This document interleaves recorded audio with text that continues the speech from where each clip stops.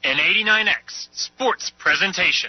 Tyler makes one man miss, takes the step back, three, knocks it down. Trayvon Tyler ties the ball game here with 7 seconds remaining. 78 all. Double teaming now for Trayvon Tyler as he gets it right back, up and under move, and gets it to go. Wow. Right there. That is now the 1,000th point in his career. The Lynx pull out the win on the road, 77-74 here in this one. And boy, was that a show here in Davenport, Iowa. We got OD, baby, in Indiana Northwest. Give and go with Johnson to Powell yet again, and he's going to slam it home one more time. And once again, Julian Powell, basically a dunk fest here in this one. Lincoln College basketball on 89X is made possible by Grau Chevrolet Buick, ME Realty, and by the State Bank of Lincoln. Welcome inside the gym of Indiana Wesleyan University, where your Lincoln Lynx in action here for game number 2 on the season, or game number 2 here in this tournament, I guess I should say. But we're taking on a very, very tough team. But before we get to them, let's get to last night's recap, where the Lynx upset the number 14th ranked team in the country, IU East, in the ball game right here on their home floor. That was IU East's first game, and they go home 0-1 as the Lynx improved to 3-0 in that contest. They won 103-94 in that ball game. Again, led the way was Darnell Latham Jr. with the 32 points, 6 rebounds, 5 assists on 61% from the field, 11 of 18 shooting, 3 of 7 from behind the arc, which is really good to see.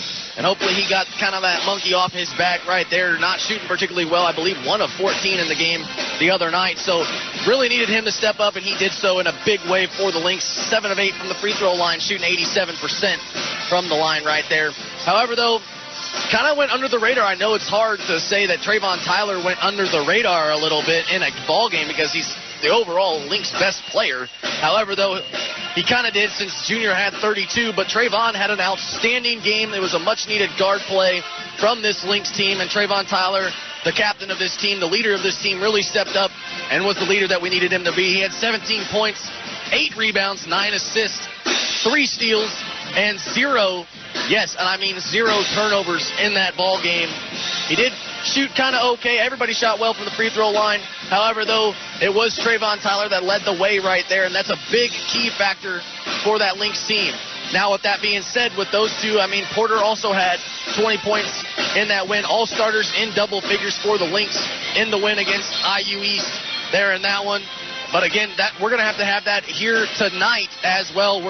Doesn't get any easier here in Marion, Indiana, where now we have to take on the host school, the number 4th ranked team in the country, Indiana Wesleyan, who comes in 4-1 on the season. Your Lynx 3-0. Again, taking on Union University out of Kentucky. They were ranked 17th in the country, and IWU, Indiana Wesleyan, won 92-73. It was pretty close in the first half throughout. However, though, they pulled away late in that first half and never looked back. Again, Kyle Mangus had 26 points, 8 rebounds, 5 assists in that ball game. And Seth Maxwell, the big man down low, had 22, 13, and 3 blocks in that contest. And I mentioned those 2 names because of the fact those are the 2 you really want to watch out for in tonight's game. I'll probably be talking about them the most for this Indiana Wesleyan team. Mangus, last year, first team All-American for IWU, as well as also picked a preseason player of the year to watch out for was Mangus. So definitely going to have to keep an eye on him. I know the Lynx went over the scouting report on him. They have a good idea of what they want to do. We'll see if they can execute it here today. However, for Maxwell, he did have 22 points, 13 rebounds, but he is 7 foot tall. So that does help. A big height advantage for him down low. It'll be interesting to see how the Lynx fare against the big fella down low here today, because the Lynx are still waiting for Christian Romine, the 6'9" senior transfer from Illinois State out of Mahomet, Illinois. We're waiting to get him back. Hopefully in December we will have him. He's the only one that could really kind of size up well with him. However, though, they do have 6'9" Roy Nesbitt as well. We'll see if he gets some minutes here today to kind of match up against the big fella, Maxwell, down low. However, though, him and Tyrone Wright going to have to play a huge part in that ball game down underneath. We'll see what Coach Lepp has up his sleeve to see if they can maneuver around the big fella right there. However, though, with Mangus, going to have to basically hope and pray that he misses, because this is a kid that doesn't miss a whole lot. As I mentioned, preseason picked player of the year to watch out for. So, again, we'll see what he can do in this ballgame. Both of them have double-doubles so far, I believe 2 apiece. As we check on, again, some key factors here for the Lynx tonight. I kind of wrote them down in the scouting report going through. Going to make sure we have a hands in the face at all times of any of these shooters. I mean, even Coffey, that's one to mention as well for this Indiana Wesleyan team. Again, these guys all can really shoot. You give them the open shot, they're not going to miss. This is a team that is very capable of doing that, and I mean that in a big way. These guys have won 3 national NAIA titles, Division II titles in the last 5 years, 2014, 2016, and 2018. So, you know, these guys are not going to go away quietly. They have the home court advantage. They have the crowd behind them. You're going to see what they're made of here tonight, and really going to see what the Lynx are made of in game number 2, as this is a 3 big game stretch that the Lynx are on right now. They saw IU East last night, number 14th ranked in the country. We have the number 4th ranked team in the country right here tonight. It'll be interesting to see how they match up. And then Wednesday night we go on the road to IU Kokomo, who's ranked 10th in the country. So 3 big games for the Lynx, and they're on a good start with a 103-94 victory over the 14th ranked team IU East in that ball game. However, though, another key factor to watch out for is to make these guys guard in their play. Yes, they can shoot the ball lights out, and I mean that without a doubt. They can really shoot it. However, though, some of them little sloppy on guard play. I do believe, Coach Lepp believes that these guys and this Lynx squad, we have the best guards in the country with Latham, Porter, Trayvon Tyler, Montez Crumble.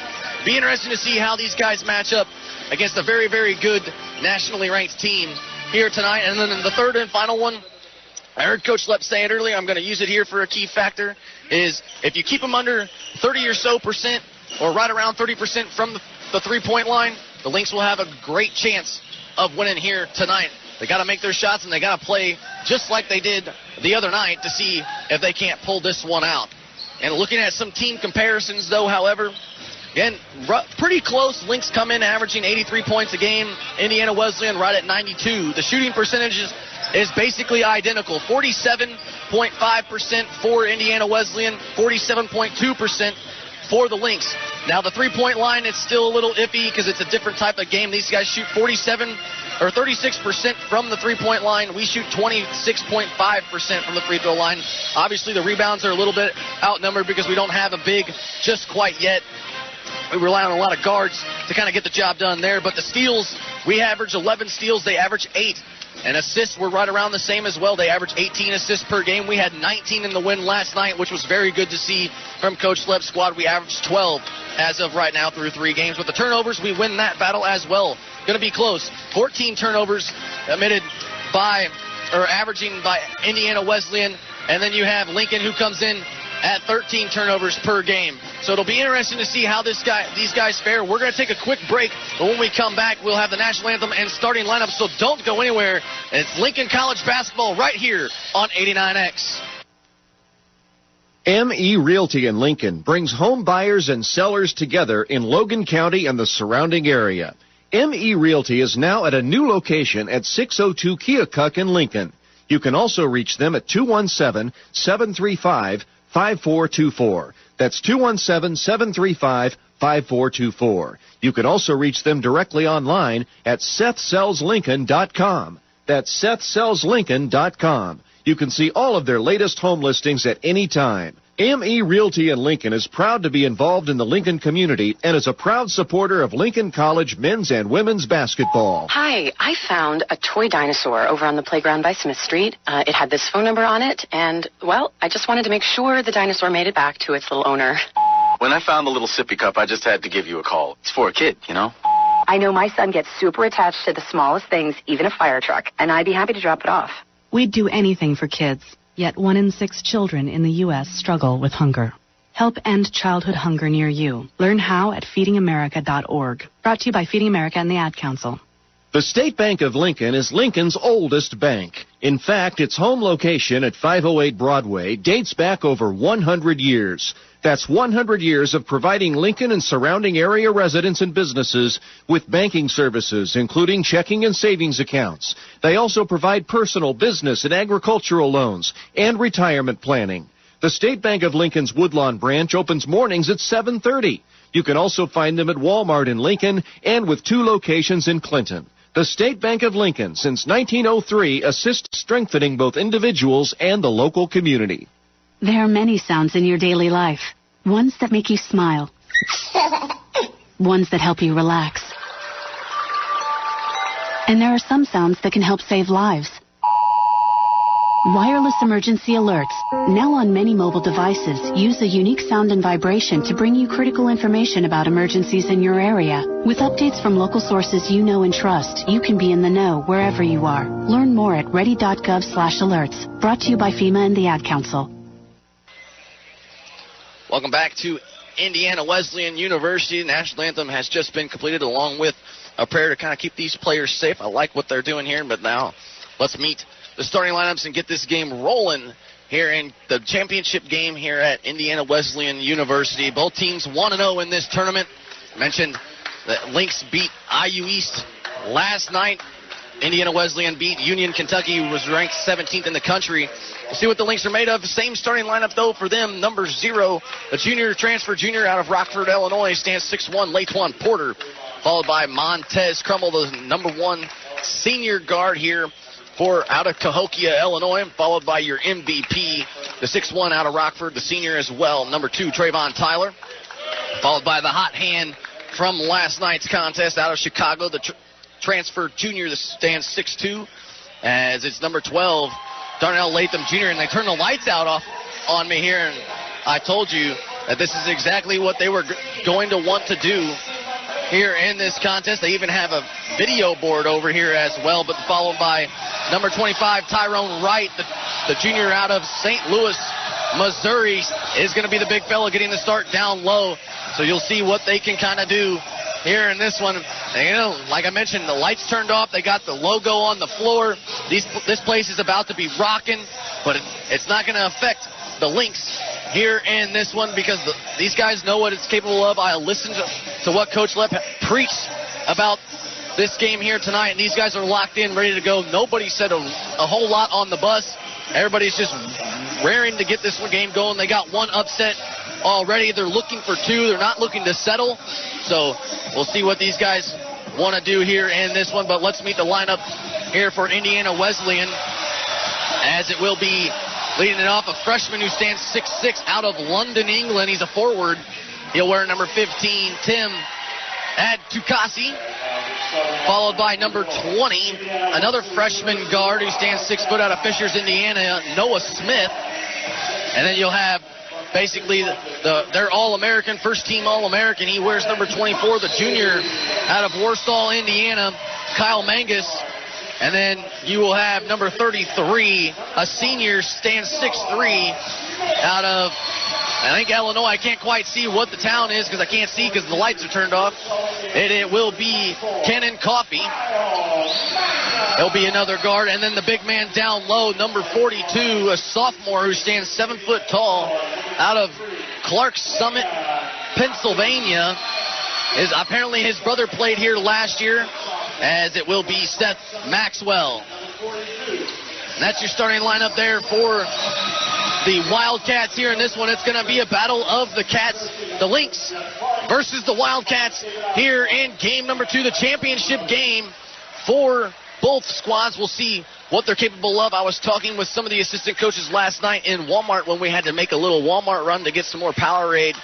These guys, actually, we bought 51 Powerades. It was surprising. I've never seen a cart full of Powerade in my life, but that's what you do for a basketball team, to keep them hydrated in their rooms.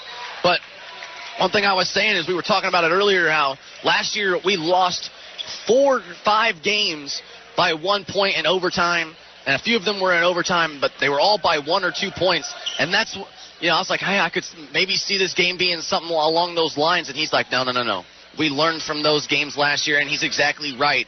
You got 4 guys out on the floor that were here last year, that witnessed those games, that were in those games, that felt defeat in that contest. You know those guys are not going to want to see that happen again this go-around as well. So look for these guys to play hard, play physical, and even though they might be outsized, their heart's bigger than anybody else's out here on the floor. And with that being said, the Lynx in the road, black uniforms. The Wildcats of Indiana Wesleyan in the white. As Tyrone Wright basically just let the big fellow win the tip right there. And it's going to be the Wildcats' first possession.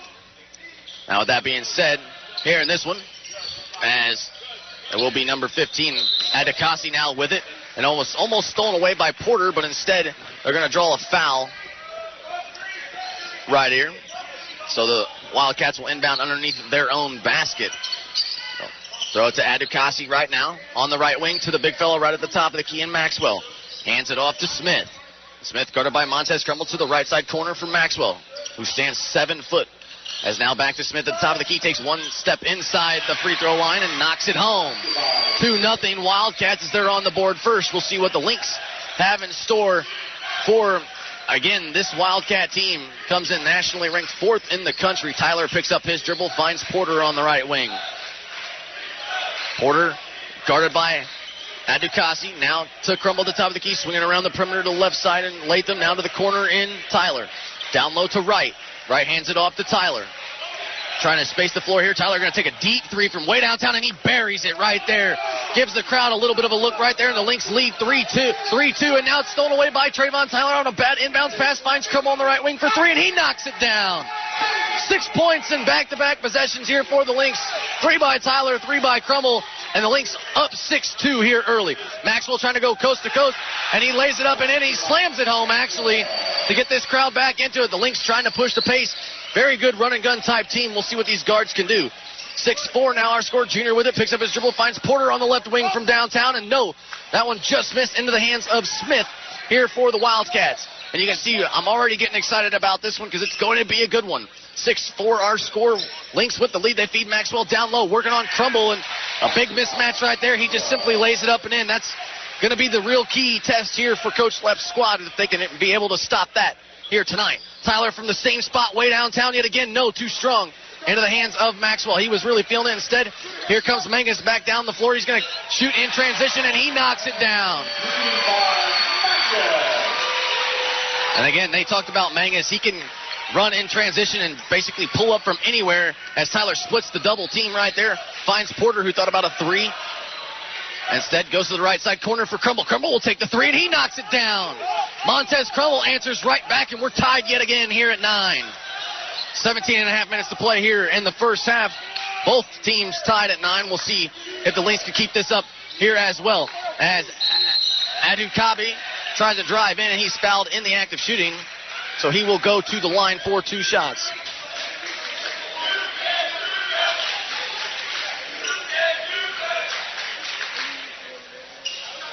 And Adekasi with it. Yeah, they do say that the foul was on Tyrone Wright, so that'll be his first, team's first here in the half as well. He comes in shooting 60% from the free throw line as of right now, as he knocks down the first right there. This is a kid that looks very big, almost could be possibly a football player, but instead pretty soft on the end as he misses the second one, but an offensive rebound goes to Smith, and the putback is in.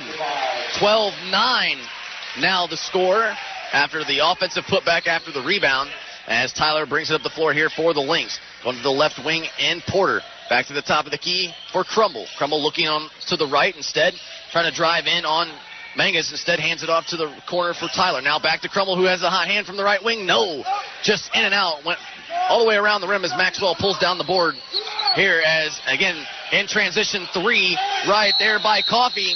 And we're going to have a jump ball as he missed the 3. Possession arrow goes to the Lynx. And it will be their basketball. Still 12-9 our score here early in the first 3 minutes of the ball game. Trayvon Tyler now going to slowly walk it up the floor. We'll see what they want to do coming out of this right here as he hands it off to Crumble. Back to Tyler. They're looking for a certain matchup here as Crumble now with it. Back to Tyler. Tyler, 13 on the shot clock now. Can't see. Coach Lepp kind of standing in the way. Tyler picks up his dribble, though, right at the free throw line. To Latham Jr. now on the right wing. He's going to size his man up, takes a shot, and he knocks it down. A long-range three from Darnell Latham Jr., and he's picking up right where he left off. We're tied at 12. 16 minutes remain in this first half. 12-12 our score. As Smith trying to drive in, left side lane, puts up a running floater. No, can't get it to go. Tyrone Wright trying to save it from going out of bounds, and he does. Kind of box out Maxwell very nicely there. Latham Jr. now with it. As he kicks it back out to Tyler, a three from the right wing, no good. Rebounded by the Wildcats. Here they come back in transition. Mangus thought about pulling up from a three, instead finds Adukasi as it's actually into the hands of Porter, but it tips off of Latham Jr. and out of bounds. And we're gonna take a quick timeout right here, media timeout. Don't go anywhere. We got ourselves a good one already here in the first 4 minutes. 12-12 our score. We'll be right back right after this. The State Bank of Lincoln is Lincoln's oldest bank. In fact, its home location at 508 Broadway dates back over 100 years. That's 100 years of providing Lincoln and surrounding area residents and businesses with banking services, including checking and savings accounts. They also provide personal, business, and agricultural loans and retirement planning. The State Bank of Lincoln's Woodlawn branch opens mornings at 7:30. You can also find them at Walmart in Lincoln and with 2 locations in Clinton. The State Bank of Lincoln, since 1903, assisting and strengthening both individuals and the local community. Welcome back to Indiana Wesleyan University here in Marion, Indiana. Real quick, while we have a media timeout, Lynx playing awfully well right now, shooting the ball just like they did yesterday. We knew it was going to be a tough test for them, and they're going to have to play like this if they want any part of it. Crumble, a big part of it, already has 6 in the ball game. Tyler and Latham Jr. already on the board with 3. But real quick here, this is the team that they're going up against right here. They're coached by Greg Tonagel in his 15th, going into his 15th season. Yet again, we're another one of those teams that we're playing where they have a great head coach. He's 391 victories and 104 losses, 185 and 55 in conference play. So you know this team's good. He's been coach of the year 3 times. They've been to the national tournament 3 times as well, or plenty of times in his tournament. They've won 3 national titles, 1 Final Four, and 5 Elite 8 finishes. As the Wildcats will inbound underneath their own basket, they inbound it to Maxwell. He's guarded by Tyrone Wright. He's trying to drive in, puts one up off the glass, and he gets it to go. Looked too easy there for Maxwell. We'll see what Coach Lepp has to do about that up his sleeve.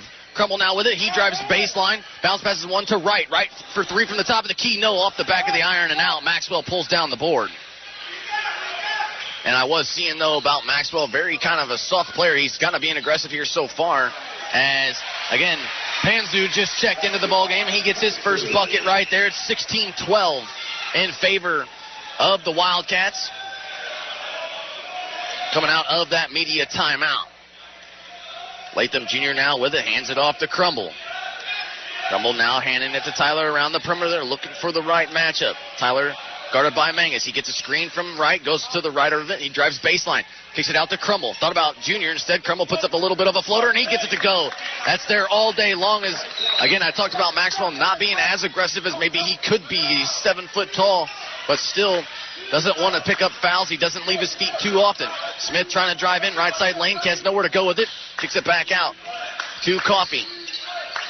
Now Maxwell with it, give and go with Smith down low, and he'll lay it up and in off the glass. This Wildcat team has some good ball movement as of right now. We'll see what they draw up. 18-14 now, 14 and a half minutes remain in this first half. Crumble to Tyler. Kind of playing give and go with each other right now. As Tyler with it on the left wing. He drives in, right side lane, kicks it to the corner for Porter. One more pass to Junior, makes a man miss. Drives baseline, picks up his dribble with 8 seconds left, out to Tyler. Tyler thought about a 3. Instead, he's called for a traveling violation. Picked up his feet just a little bit too soon, and it's going the other way. He had the lane, he drove in, and he actually had a wide open layup. Instead, called for the travel, and it's going into the hands of the Wildcats. Here comes Roy Nesbitt into the ballgame for Tyrone Wright, seeing if maybe possibly they can't match up with the big fella down low. Nesbitt, 6'9", out of Mount Vernon. I know he weighs about 280, 285, so maybe he can get a bigger body on there as the big fella took a seat here for the Wildcats. As Adukasi takes a three, no good. And the rebound, and now we have a foul going against the Wildcats on Mangus. As it was an over the back, didn't want to really kind of push him, but he kind of pushed him in the back just a hair. And the official was standing right there. He calls it. That's going to be his first, team's first here on the Wildcats. That's a big foul right there. Love to get him in foul trouble as much as we could. He's probably the best player they have. As Tyler hands it to Crumble now. 13.5 minutes remain. 18-14 lead for the Wildcats of Indiana Wesleyan. Ranked 4th in the country. As Tyler now with it. Coach Lepp standing right in front of me. Down low to Big Roy. Turn around, left-hand hook off the back of the rim and out. Rebounded by Mangus. Scouting the floor here just a little bit. Remember, he can pull up from any time. Catch and shoot type of player. As now Piercefield with it. Over to Panzu, who has it stolen away by Tyler. And into the hands of Roy. Back to Tyler. Tyler trying to drive the floor, trying to drive right in on Mangus. Doesn't get the call right there. And it's off the back of the rim and out. Still 18-14 our score. Mangus now with it. He's trapped by Tyler. Kicks it back to the top of the key, and Smith. He drives in right side lane now to Adukasi, who drives baseline and count the basket and the foul.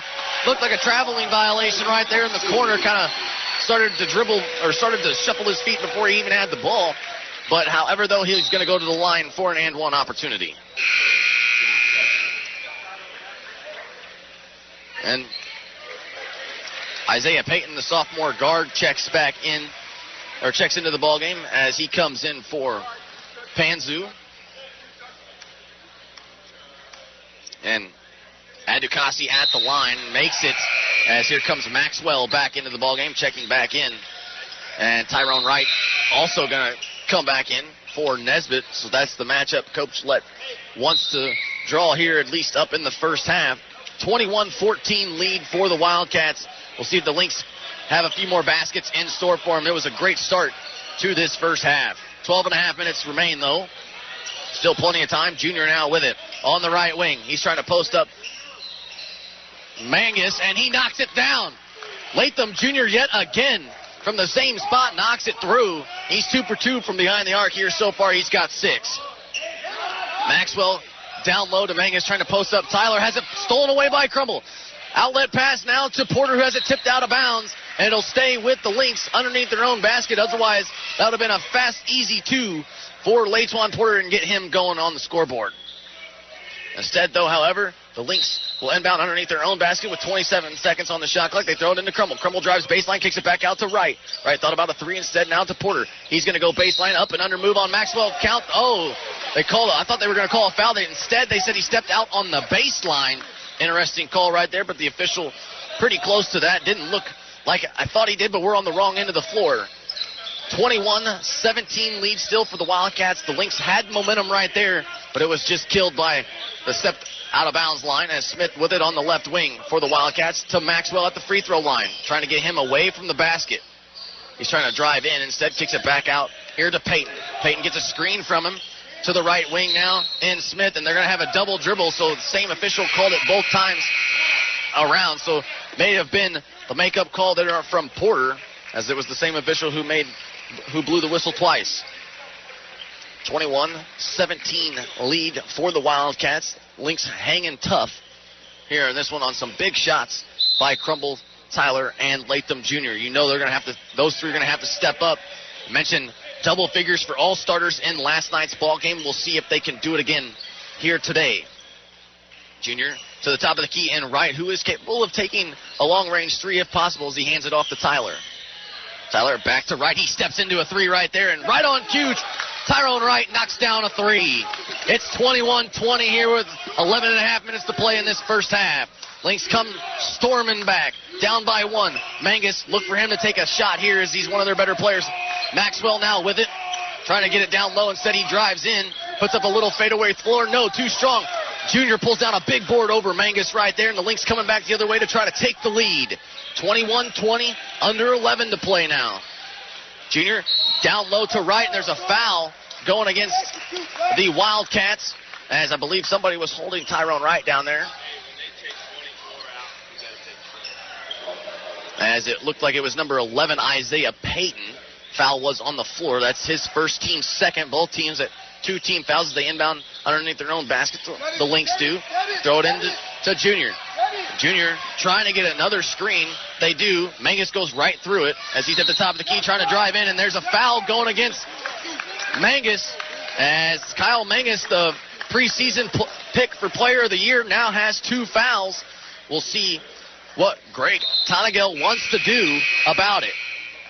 Here comes Winslow Martin checking back in as he'll get Trayvon Tyler, as also Tim Adukasi checked back in as he got Mangus because he's going to have to sit with 2 fouls. That's big here for the Lynx to have the best player on the Wildcats team sit with 2 fouls. The next will be Maxwell, as, again, 7 foot is still 7 foot. See what they want to do about that. Lynx have the basketball, under 10.5 to play now. Latham Jr. with it on the right wing. He's going to pull up from the same spot yet again. No, off the back of the rim, just a tad bit too strong. Here come the Wildcats back the other way. They lead by 1, 21-20. As Maxwell with it at the top of the key gives it to Payton. Payton over to the right wing, down low to Maxwell. He's double teamed as the Lynx trying to get a hand in his face. Coffey, who was cutting towards the basket, takes a fadeaway jumper and gets it to go. Good shot from the Wildcats right there. Good defense also by the Lynx. However, Coffey just made a great shot, a fader on the baseline, and he knocked it down. 23-20 now. Porter now with it. Trying to drive in. He lost it. Gets it right back to right. Right from the same spot from the top of the key for 3. No good. Rebounded by Coffey. Here come the Wildcats back the other way, up by 3. Payton to Coffey. Coffey wide open for 3, and he buries home another one right in front of us. Tyler Coffey, he's got 5. The last 5 here for the Wildcats. A personal 5-0 run, and it's back to a 6-point lead for them. Porter now with it. Gets it to the right side corner for Wright. Back to Porter. Porter going to take a 3 way off. There on that one, Winslow tries to save it, but he steps on the baseline, and it's going to be out of bounds. It'll go back to the Wildcats with the Lynx playing hard still here in this contest. 26-20, 9.5 minutes remain in this first half. And Trayvon Tyler walks back to the scores table. We'll see what they want to do. And Tonagel, he goes back to his bench as well. We'll see who he brings out as they're trying to feed the big man down low, way too high. It's kind of hard to say that when he's 7 foot tall, but instead it hits off the backboard, and it's into the hands of the Lynx. Here they come now back the opposite direction. 26-20. Here comes a screen. Latham Jr. kicks it to the corner, and Porter. Porter from the right side, 3, and he knocks it down. Latwan Porter hits the 3 as Crumbles gets the steal off the inbounds. No good. Takes a 3, can't get it to go. Payton now trying to go coast to coast, and he's stripped away, but it's tipped off of Payton's leg, and it goes back the opposite direction to the Lynx. Come out, Tim. Pull the 30. And we'll see who they want to take a 30-second timeout right here as the Wildcats want to talk it over, as we will too. It's 26-23. We'll be right back right after this.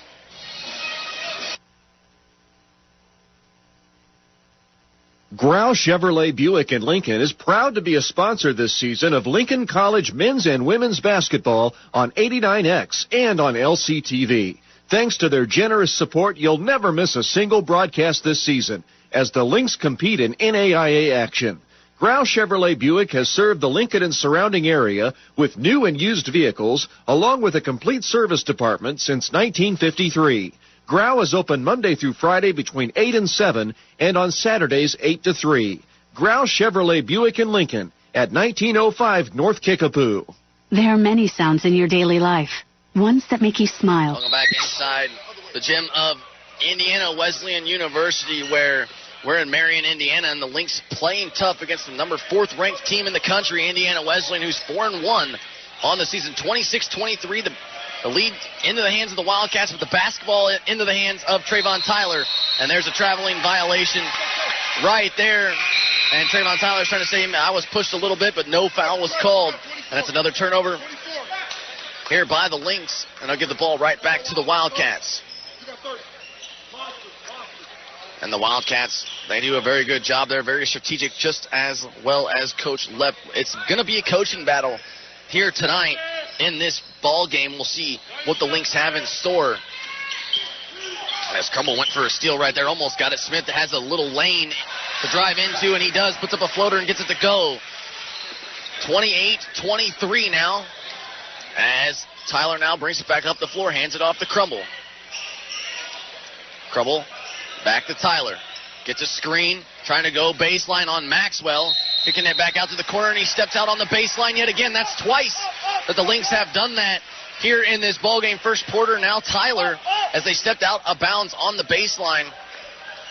Going to have to be more aware of the court surroundings for Coach Lepp's squad. 28-23 as the Wildcats have the basketball and the lead. We're under 8 to play. As Coffey now with it on the right wing for the Wildcats. To the corner here for Panzu. Now back to Smith on the right wing. He's guarded by Crumble. He's trying to drive in. Good defense still by Crumble. To the top of the key in Maxwell. 7 seconds on the shot clock. Gonna have to take a step back fader. No good. Just barely gets the rim as Latham Jr. pulls down the board. Now to the corner in Montez Crumble. We thought maybe a little bit better of a pass. Would have had a good opportunity for a shot. Instead finds Tyler, and they're going to set up this offense. Tyler gets a screen from right. Goes to the right side of it. Has it stolen away by Smith. Winslow on the fast break, and he lets him just lay it up and in. And now, and a little iffy pass there from Martin Jr., or the second, I should say, is now this Lynx team going to have to slow it down just a little bit. Tyler drives in right side lane, and they're going to be a foul. We'll see if it was on the floor or in the act of shooting.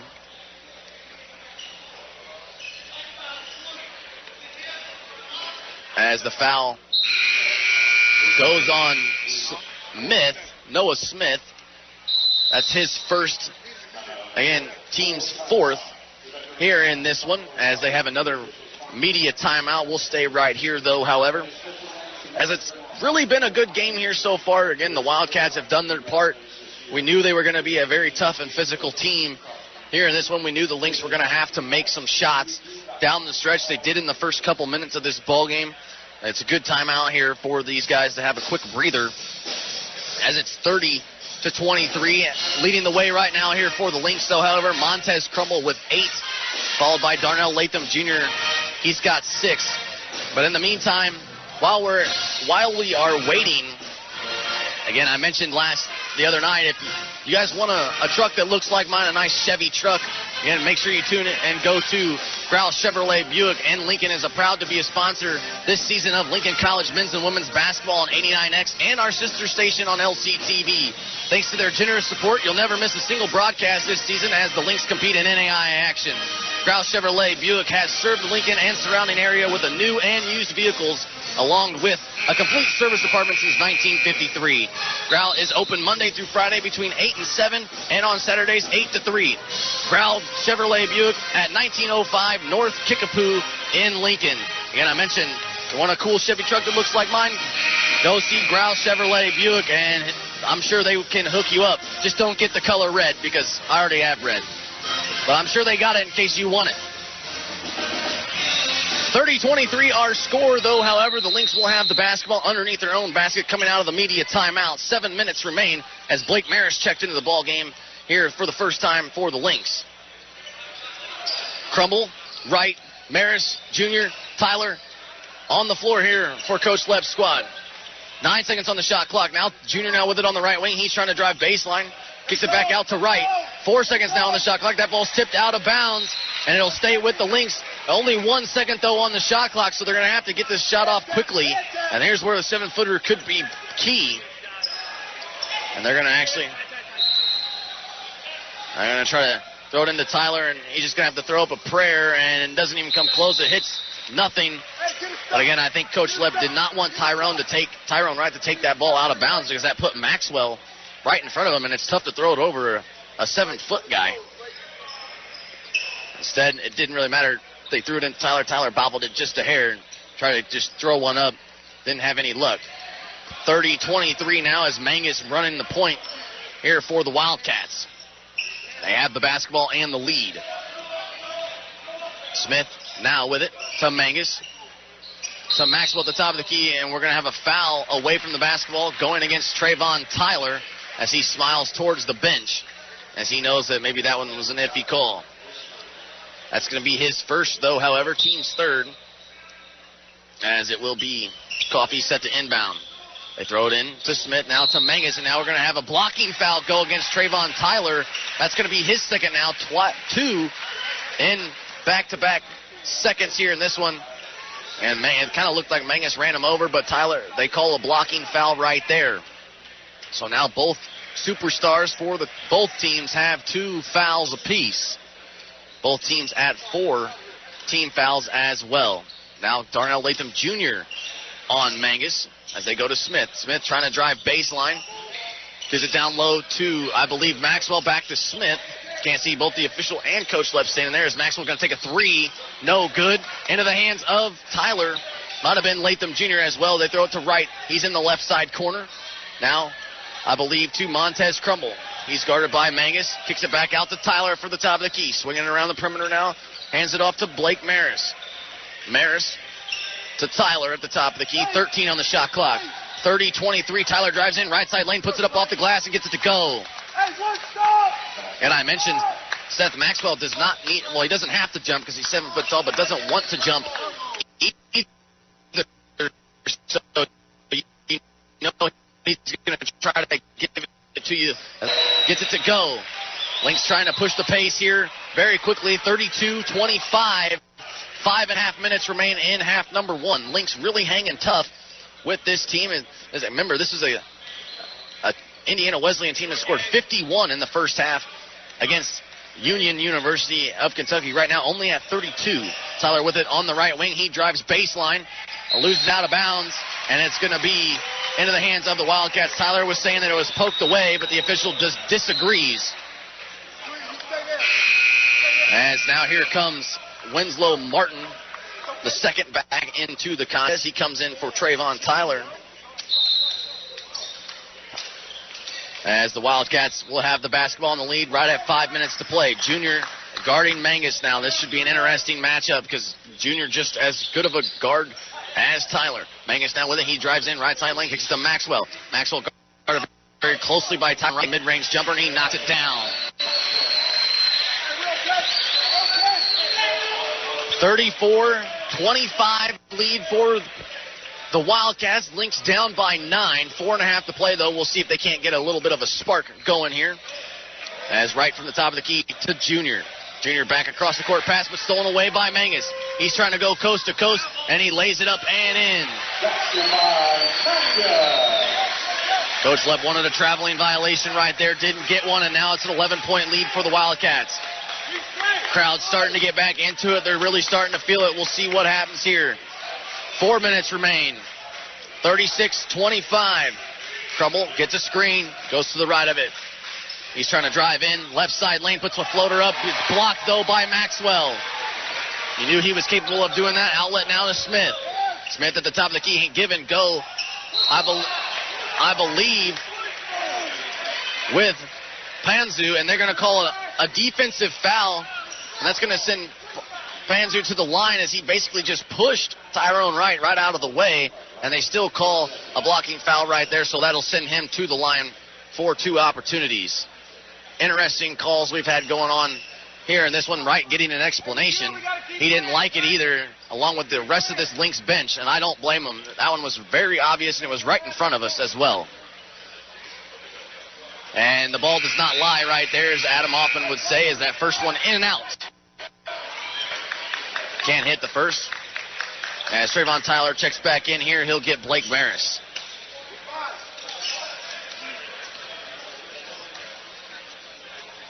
Now, Panzu has one more, and he misses the second as well. Winslow Martin pulls down the board here for the Lynx. 0 for 2 from the line. Go the Wildcats. As Tyler crumbled, Latham Jr., Winslow Martin the second, and Tyrone Wright out on the floor here for the Lynx. Wearing the road black, thought about going across the court pass here. Instead goes to the top of the key and right. Now back to Tyler. He drives in right side lane, puts it up off the glass, and it's blocked, though, by Maxwell. Puts it back up, and in was Tyrone Wright. Everybody loves it right there. Wright fired up after that one. Count the basket and the foul as it goes against Maxwell, and that sends Tyrone Wright to the line. Turning in one opportunity. Keep playing. Keep battling, Ted. Keep battling. 36-27 with one free throw coming from Tyrone Wright. 3.5 minutes to play in the first half, and he drops it right there. 36-28.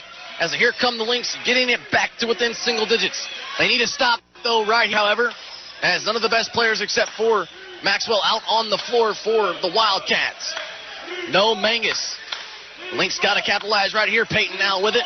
Over to Coffey. Coffey, their third leading scorer on the team, as he goes to Smith at the top of the key. Trying to get it down low to Maxwell. He's double teamed. Back to the top of the key, and Peyton to Coffey. Coffey wide open for three, and he knocks it down. You leave him open like that, he's going to drain it every single time, and he does. 39-28. Lead for the Wildcats. See if the Lynx have an answer. 2:45 to go. Right with it at the top of the key. Looking left. Trying to hand it off to Latham Jr. Said he's going to drive right at Maxwell again. He loses control of it, though, however. Into the hands of the Wildcats. Here comes Smith. Bounce passes one to Peyton, and he'll lay it up and in. Great ball movement there on a 2-on-1 fast break from the Wildcats, and it's 41-28. These guys can score in a hurry. 2 minutes remain in this first half. And the Lynx can hear it from the bench telling them just keep playing. These guys are not out by all means. We saw a big run from the Lynx earlier in this first half, but that one's stolen away yet again by Smith. Here they come on the fast break. He's going to go coast to coast. He can't hit. Pulled down the board by Trayvon Tyler. Tyler trying to push the pace before Maxwell can get back. Trying to kick it out to the corner and Latham Jr., and they're going to call an offensive foul. Trayvon Tyler called for a charge right there. It looked like Coffey was in the restricted area, but instead they called the offensive foul. You knew that this was going to happen. You knew that these officials were going to favor at least a little bit of the home side. And so far, Coach Lepp standing up for his guys, as I love to see right there, as he should, because these have been some interesting calls here in this one. We're going to take a quick break for a full timeout. We'll be right back. It's 41-28, Wildcats out in front of your Lynx. Buyers and sellers together. Welcome back to Logan the County Cat and the Show. Up next we have Nico. Nico is a member of the Shelter Pet Group. That's right.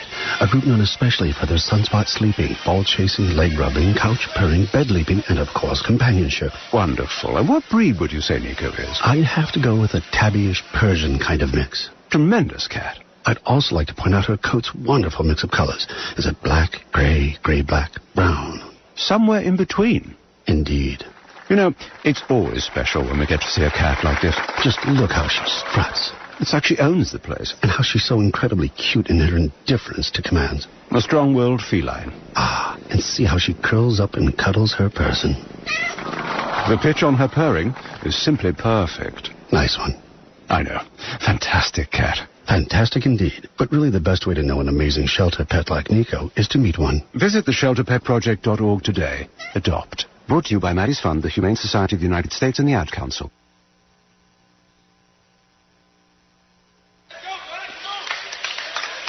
Welcome back to Indiana Wesleyan University, where the Wildcats of Indiana Wesleyan lead your Lynx 41-28. As again, I heard a little bit of that huddle. Lynx are fine here in this one, but a few calls have not gone their way. It's been kind of interesting here so far. Usually the home crowd does get the majority of the calls, but not to this pedigree, as we'll see if Lynx can hang on. Maxwell trying to back down, right down low. He's double teamed, but still finishes with some contact down low.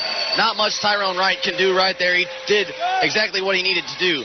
As Maris now back in, he drives baseline, and there's a push there by the Wildcats. I thought for a second they might call that Maris would step out on the baseline. However, though, I know Blake is not that type of person. Very aware of a very good basketball IQ Blake Maris has. The transfer out of Blackhawk Moline as Crumble set to inbound underneath their own basket. They will throw it in to Wright. Now to Maris on the left wing, back to Crumble. 20 seconds on the shot clock, minute 30 to go here in the first half. Now back to Winslow Martin, the second. He gets a screen as he gives it to Junior. Back down low to Martin. He's working on Peyton. They have a mismatch. He takes a jumper. No good. Wright pulls down an offensive play, Maxwell, and he puts it back up and in. 43-30. Now the Lynx, a little bit of spark of life there from Tyrone Wright and the big fella. We'll see if he can't keep things going here against Maxwell. He's got a tough job to do. Coffey now to Piercefield. Give and go with Smith, and he lays it up, but he can't get it to go, and there's an offensive foul right there by Maxwell as he kind of gave Tyrone Wright a little bit of a push in the back. Wright comes up clapping, as that was the team's 7th team foul, so that'll put the Lynx in the bonus here, and that's now 2 on Maxwell. Here comes Mangus back into the ball game. He comes in for Peyton, along with Atukasi as well. A couple of starters returning back. But the big one is the 7-foot Maxwell no longer in the ball game. Here's where the Lynx really have to capitalize right here. Tyrone Wright at the line for a 1 opportunity. And he hits the first one. Tyrone Wright, a very good free throw shooter here for this Lynx squad. And so far has made all his free throws in this contest. And almost an 80% free throw shooter. He makes the second one right there. You hear Coach Lepp in front of me wanting to stop badly right here if they can get one. 43-32. Mangus now with it, left wide open for a jumper. No good. Ball's tipped into the hands of Junior. Junior thought about driving the fast break. Instead, he's going to slow the pace down a little bit. Junior thought about driving in, left side lane. Instead, gives it to Crumble on the wing. On the left wing now, gets a screen. Crumble now trying to drive in. Turn around, spin, fader, and he gets it to go. Montez Crumble, have yourself a half as well. He's now got 10 here in this first half, and it's back to a 9-point deficit for the Lynx. 43-34, shot clock turned off. We're down to 10 seconds in the half. Mangus now with it, guarded by Junior. He gets a screen, trying to go right there, met below by Wright. Give and go with Coffey to one more pass now for Piercefield. He takes a 3, no good. Into the hands of Tyrone Wright, and the Lynx get a much-needed stop, as they do. And the bench and this coaching staff fired up here for the Lynx as they did exactly what they needed to do in this first half. They still trail, though, however, but they hang in there with the number 4 team in the country in Indiana Wesleyan University. 43-34 here at half. The Lynx showed a lot of improvement and a lot of fight in that first half. You know Coach Lepp, Coach McGee, Coach Rob, they're going to go into the locker room. They're going to break down that first half, and they're going to see what they can do to capitalize and kind of improve on that second half. We'll see what they have in store for us here in about 15 or so minutes, so don't go anywhere. The Lynx hanging tough against Indiana Wesleyan, the number 4th ranked team in the country who's won 3 national titles in the past 5 years. It's 43-34 in favor of the Wildcats, but don't go anywhere. You're listening to Lincoln College basketball right here on 89X. M.E. Realty in Lincoln brings home buyers and sellers together in Logan County and the surrounding area. M.E. Realty is now at a new location at 602 Keokuk in Lincoln. You can also reach them at 217-735-5424. That's 217-735-5424. You can also reach them directly online at SethSellsLincoln.com. That's SethSellsLincoln.com. You can see all of their latest home listings at any time. M.E. Realty in Lincoln is proud to be involved in the Lincoln community and is a proud supporter of Lincoln College men's and women's basketball. Hi, I found a toy dinosaur over on the playground by Smith Street. It had this phone number on it, and, well, I just wanted to make sure the dinosaur made it back to its little owner. When I found the little sippy cup, I just had to give you a call. It's for a kid, you know? I know my son gets super attached to the smallest things, even a fire truck, and I'd be happy to drop it off. We'd do anything for kids, yet 1 in 6 children in the U.S. struggle with hunger. Help end childhood hunger near you. Learn how at feedingamerica.org. Brought to you by Feeding America and the Ad Council. Not completing high school is more of a social thing than it was an academic thing. Even though all these years have passed, I still had that longing to have my diploma. At age 30, Carissa finished her high school diploma. If you're even considering getting your high school diploma, you can do it. No one gets a diploma alone. If you're thinking of finishing your high school diploma, you have help. Find free adult education classes near you at finishyourdiploma.org. That's finishyourdiploma.org. Brought to you by the Dollar General Literacy Foundation and the Ad Council. Welcome back to the WLNX 88.9, a halftime show. Today we are sitting here with an adjunct professor, Kiara Coyle. She is talking with us about her background and her experience on campus. I'm Camila Coyle, and I'm your host for today. So, Kiara, how are you doing today? I'm very good. Thank you for having me here with you. So, can we hear a little bit about your background? You know, where you came from, you know, home life? Well, I was born in Philadelphia, Pennsylvania, but I lived a portion of my life in Spain, in Madrid, given that my parents were both Spaniards.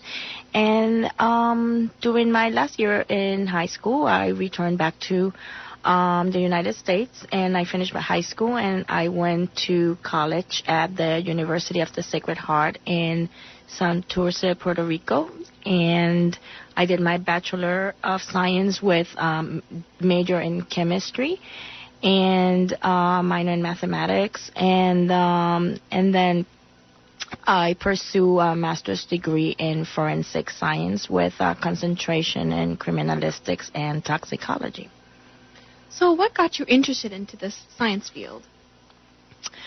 I think that I was always interested in crime and what are the reasons or the causes that makes a person commit crimes, as something as a robbery, a kidnapping, or something major like murder, particularly people that murder in sequence, or what we call today serial killers, male or females.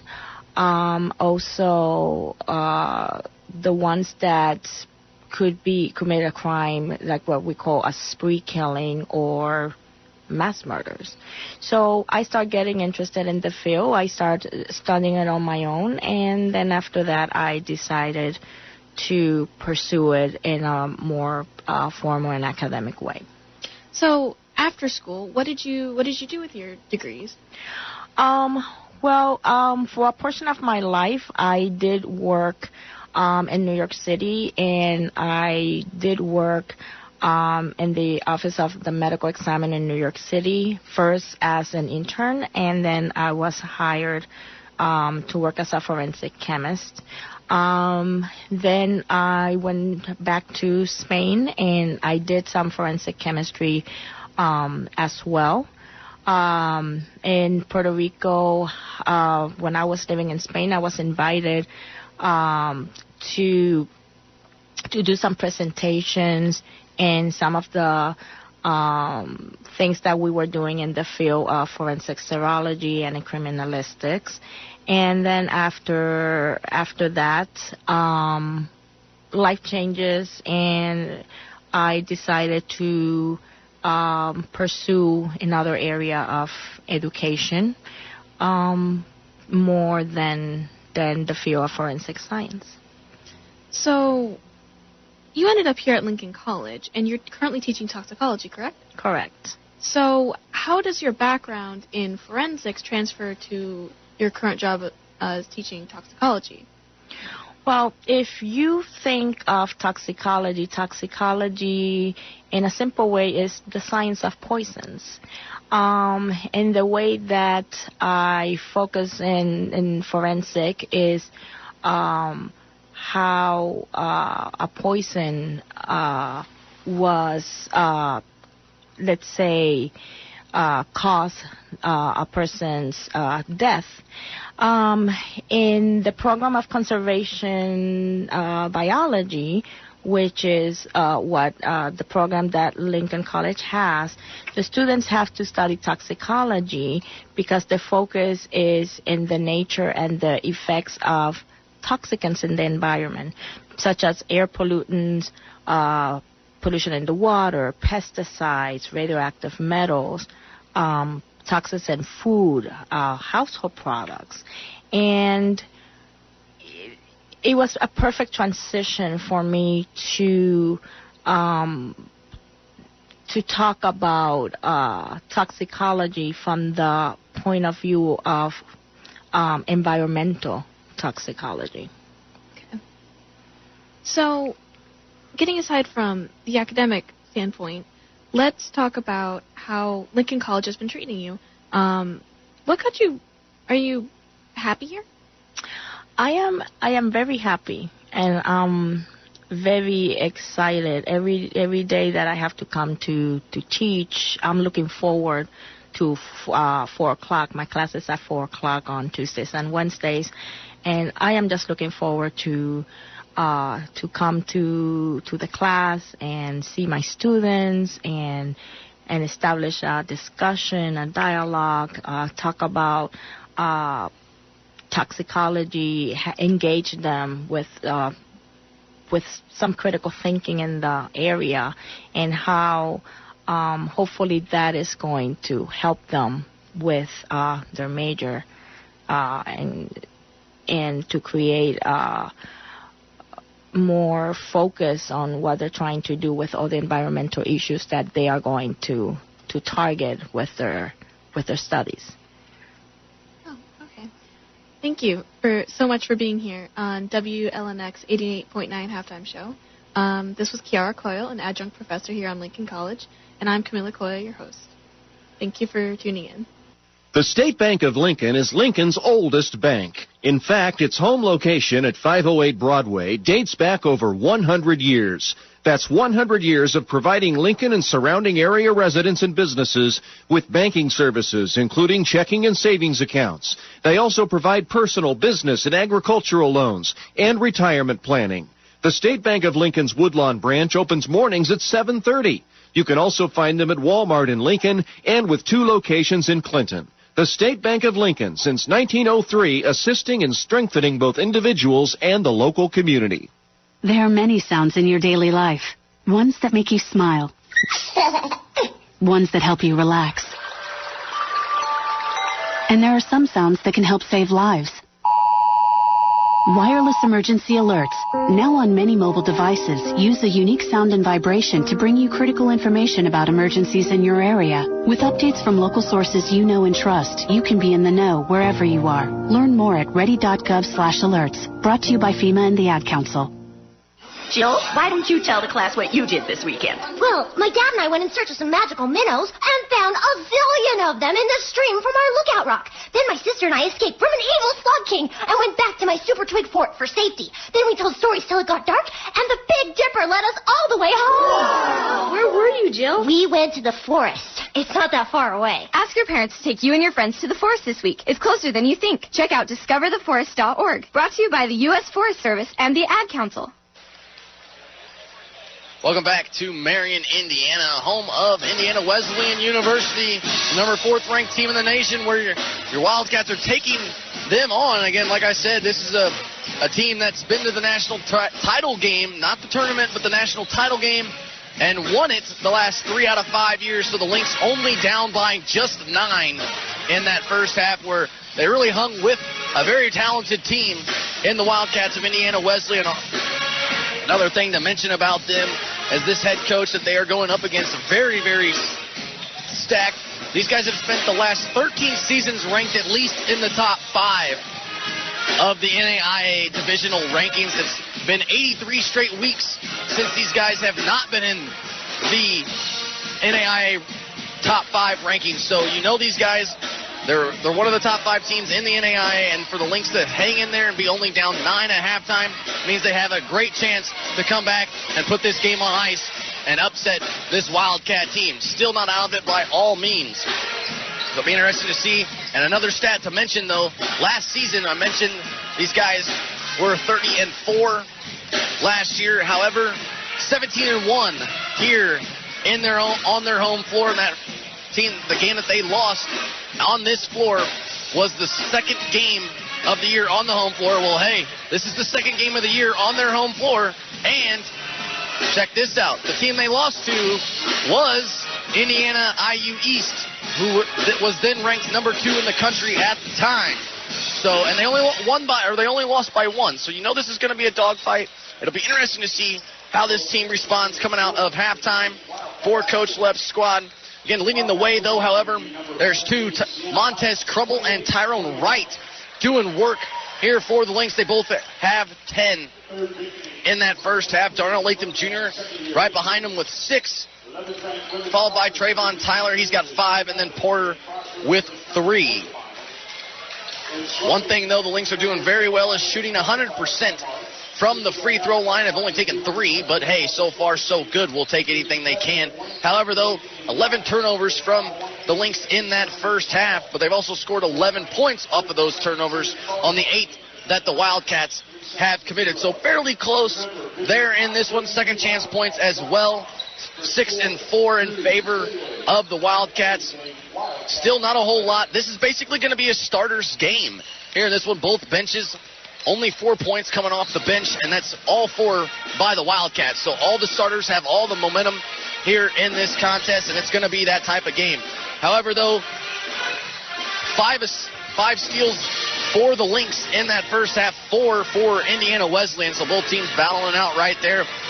9 assists to 5 assists for the Wildcats, as the Lynx trying to do a little bit better job of there on that. However, though, the Lynx still shot 44% from the field, 43.8%, so we'll round up.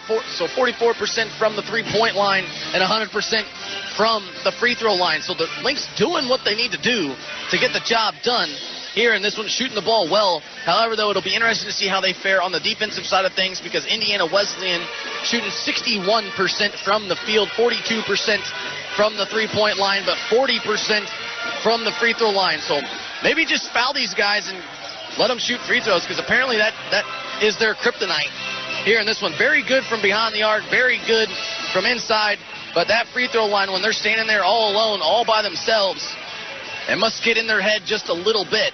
And if you look at it here, we'll see the free throw percentage. They're only shooting 76% as a team, so that's better than what I thought I was expecting, just because the other two, their top 2 scorers, shoot 85% from the free throw line. But everybody else really below about 65% or so. A couple 50s, a couple 33%. A couple of them haven't shot free throws. So really, basically those only 2 guys are the only ones that are really getting to the line. That's kind of keeping their average up. But most of the time, these guys don't make a lot of their free throws. See what happens here. We got about 30 seconds before we get things underway here in Marion, Indiana for the second half. And the real key difference, though, I would have to say, for this team is the difference in points in the paint, 28-10 in points in the paint, but it also does help when you have a 7-foot monster down low. And so far, if you want to look at it that way, they're doing a great job of holding Kyle Mangus, who is averaging 26 points a game, to just 5 points. 2 for 3 from shooting, though, however, but he only has 5 points. He did have 2 fouls in that first half as well. So we're getting set to go here. The Wildcats will have the basketball to start the second half, and already a turnover by the Wildcats. Smith trying to feed Adjukasi, and he threw it right to his head coach. We'll see what happens there in the first 5 seconds. Nobody going up to the scores table yet, but however, the Lynx get the ball back for their first possession. Tyler, right, Martin Jr., and Crumble out on the floor for the Lynx, as that 3 taken no good right there from Jr., and we're going back the opposite direction. And still no Latwan Porter. He did go to the trainer's table. We have not seen him return just yet. That's why Martin II back out there to start this second half. The Wildcats have the basketball and the lead, 43-34. Mangus trying to drive in. Looked like he traveled, tips one up, throws it off the back of the rim and out, pulled down by Martin II. Here come the Lynx back the opposite direction. Again, a crowd not nearly as loud as they were the other night. Maybe that's due to the football game that they had earlier. A little cold. They didn't want to go inside. And now we have no foul called. Tyler holding his eyes like he got poked in the eye a little bit here by Maxwell. No foul has been called. He lost it out of bounds, and they're going to say that it was off of Tyler, and Tyler holding his eye in pain down on the floor. This could not be good to start the second half for the Lynx. Coach Lepp finally walked over there. Maybe got poked in the eye a little bit here in this one. This could be an interesting blow for the Lynx if Tyler cannot return to this ballgame. Already lost Latwan Porter. And Tyler's still down there on the floor. Hopefully he is okay. Only person over there right now is Coach Lepp. No training staff has came out to assist Trayvon Tyler yet here on the floor.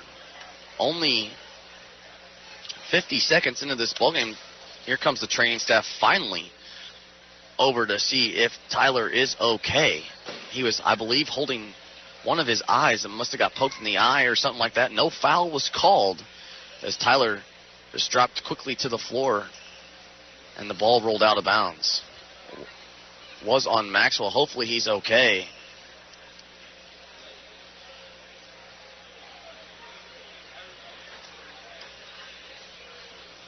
Going to take, actually with that being said, Tyler trying to slowly get up, still holding that left eye. Going to get up slowly. Even if he could return, that's a big blow for the Lynx due to his vision. I mentioned Tyler, one of the best players out on this floor with the defensive side of things. A shooter could also affect his shot and his passing. Had 9 assists in the game last night. An overall player for Coach Lepp's squad. We've already lost one from Rockford. Now we might lose the other as Tyler does get up. The crowd does give him a hand, but still grimacing very much in pain. We'll see if maybe they can't get some fluid in there. No, they're going to pull Blake Maris off the bench. Tyler's night. Tyler took the jersey off. We'll have more updated to see if he can return. But as of right now, Tyler into the training room, and the jersey has been taken off. So we'll see. 43-34 still our score here as we still are awaiting the first basket. Remember, Blake Maris just checked into the ballgame for Trayvon Tyler as the Wildcats have the basketball and the lead. That's a big blow there for the Lynx if they're trying to have any chance of coming back into this contest. Maxwell now with it to Coffey at the top of the key, trying to feed it down low to Mangus, but triple teamed by the Lynx, and here they come back the other way. Lynx definitely need a basket right here to keep their momentum alive. We'll see if they can start playing for Porter and Trayvon Tyler. You know it affects Montez Crumble the most, along with Wright. As Wright trying to feed Maris down low, trying to give it back, saved it to Junior as he's on the right wing, and now they're going to have a foul, this time going against the Wildcats. I thought for a second they were going to call a push-off on Junior. Instead, it goes against the Wildcats and Will Smith. So therefore, Noah Smith, and he will go. I would say it was on the floor. So that's his first, team's first, his second. As the Lynx inbound underneath their own basket there. Big blow for the Lynx. Martin trying to drive right at him. He can't get it to go. Tipped it back out into the hands of Mangus. And the Lynx come up empty on that possession. Still 43-34. That one almost poked away as they find Smith down low. Crumble tried to block it, but he couldn't get it done. As it's 45-34 now. Junior now with it. He's going to pull up in transition from downtown, and he buries it right in front of us right there on the right wing. Darnell Latham Jr. going to have a big second half here like he did the other night to keep this in this ballgame, especially with no Porter and no Trayvon Tyler. Coffey now with it on the right wing. To the top of the key, and Smith, he drives in, has a lane, puts it up off the glass on the left side, and it's good. Back to a 10-point lead for the Wildcats, 47-37 now. Crumble now with it to the top of the key, and Martin goes to Latham Jr. on the left wing to Winslow. Martin, he'll take a three from the corner, and he knocks it down. Winslow Martin, the second. I talked to him earlier. He said he only had 7 points in the game the other night coming off the bench. He talked about how he was going to shoot the basketball more. He's done that here today. As Winslow Martin can't do anything, and they throw it out of bounds. Maxwell with a good defense there by Martin and Tyrone Wright. Double teaming the big fella, making him not be able to see. And all of a sudden, he throws it right to his head coach. Nobody was home. And it's going to be a turnover by the Wildcats. And they're going to call a 30-second timeout right there. The Wildcats want to talk it over. It's 47-40 here in the second half. The Lynx trying to slowly come back. But in the meantime, I don't know about you if you're looking for a home or looking to buy or sell a home. Talk to my good buddies at ME Realty in Lincoln. They bring you all the home buying and sellers together in Logan County and the surrounding area. ME Realty is now at a new location at 602 Keokuk in Lincoln. You can also reach them at 217-735-5424. That's 217-735-5424. You can also reach them directly online at SethSellsLincoln.com. That's SethSellsLincoln.com. You can also see all their latest home listings at any time. ME Realty in Lincoln is proud to be involved in the Lincoln College community and is a proud supporter of Lincoln College men's and women's basketball. 47-40 here, 17 minutes to go. Indiana Wesleyan leading the Lynx as of right now, but Darnell Latham Jr. has that look in his eye. He drives in, tries an up and under move, didn't get it to go, just about got it. As Latham Jr. going to have to be a key factor here. Mangus with it now. The Wildcats with the lead and the basketball. Smith moves to the top of the key, swinging it to the right wing, and Mangus to, it looks like Thompson the third. He can't get that three to go from the corner. It's pulled down by Martin the second. Now to Latham Jr. is going to have to run the point here. We'll see if Tyler can return. Still not on the bench yet. 16 and a half minutes remain in this contest. Martin to Maris. Maris runs baseline, puts up a floater, and he gets it to go. Blake Maris. We were talking about that earlier. Blake the Bomber Maris didn't take a three that time, but still good enough with the easy runner from the baseline. 47-42, back to a 5-point game. Mangus now with it. Over to Thompson, the third. Down low to Smith, who gets a one to go strongly off the glass. Kind of banked that one home. 49-42. Here comes Junior. Junior sees the lane, drives in, right side lane, puts it up off the glass and gets it to go. And there's going to be a timeout taken here by Coach Lev, a 30-second timeout. We'll go to break, and I have a surprise for you. Number 2, Trayvon Tyler has returned. Maybe that's due to the timeout. Don't go anywhere. It's 49-44 Wildcats.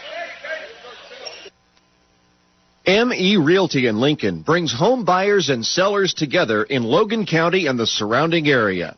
ME Realty is now at a new location at 602 Keokuk in Lincoln.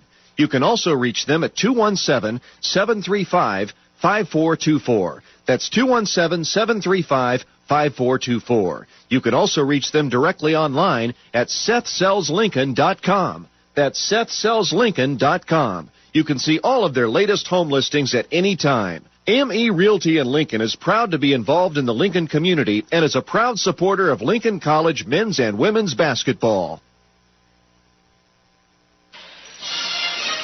Welcome back, 49-44, as we're under 16 minutes to play. Montez Crumble, Martin the second, Junior, Wright and Maris still out on the floor. And Trayvon Tyler has returned. We'll see when he gets back to the court, though. However, that could be huge for this Lynx team. Maxwell now with it, guarded by Wright. Trying to look for Mangus. He does.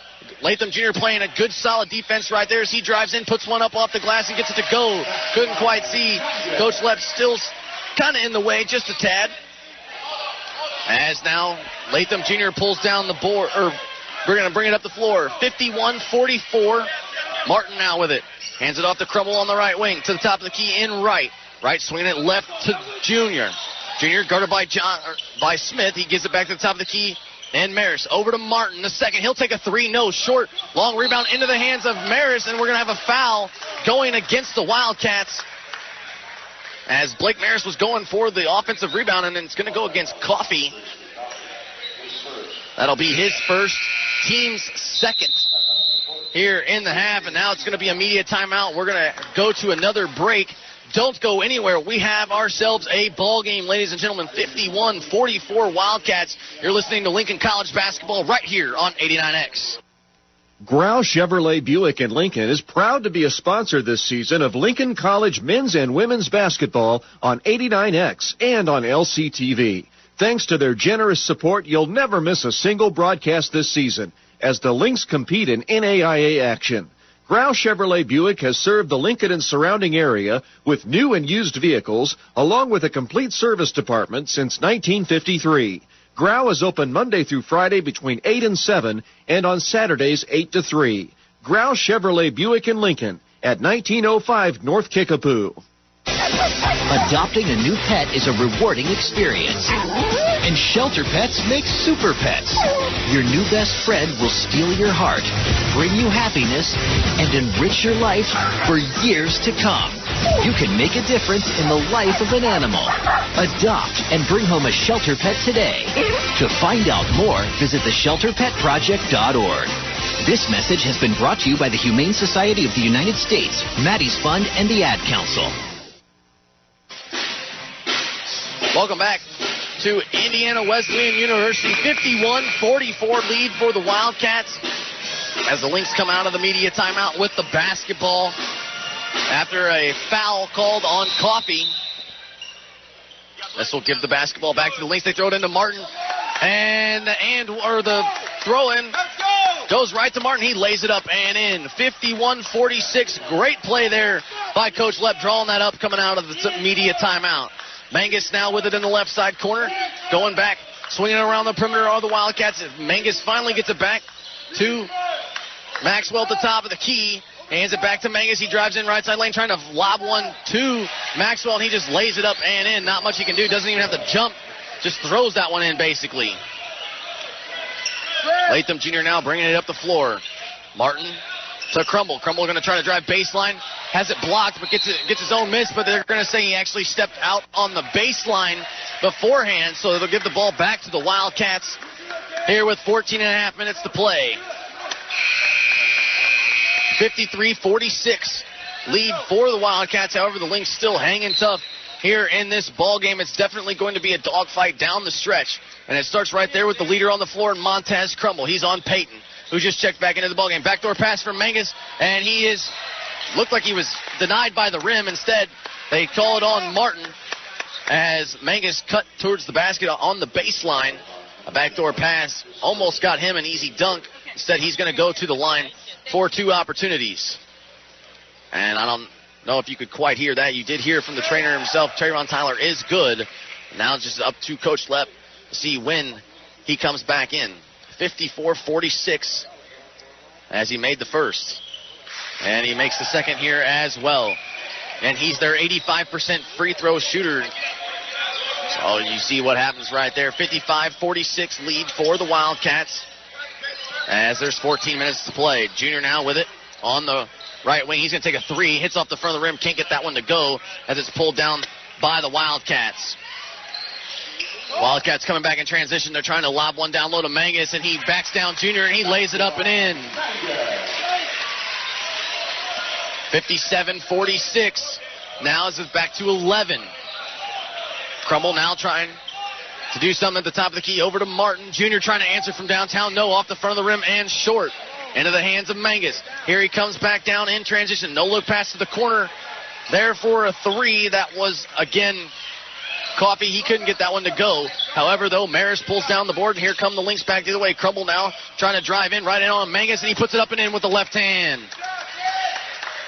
57-48 now, back to single digits. Lynx need a stop right here, and the man goes to the scores table. Number 2, Trayvon Tyler. Count the basket and the foul, though, however, for Mangus as he drove right back and back down the Latham Jr. Looked like his hands were straight up. Instead, they call a foul, count the basket and the foul as Maris checks out here for Trayvon Tyler. And along with Maxwell for the Wildcats, Tim Adukasi checks back in. A starter on this team as Mangus at the line for an and one opportunity. He knocks it through. 60-48 now. See if the Lynx have another answer. 13 minutes remain here in Marion. Martin with it on the right wing to Crumble. Crumble now with it. Looking for the right matchup here for the Lynx as he's swinging around to Tyler.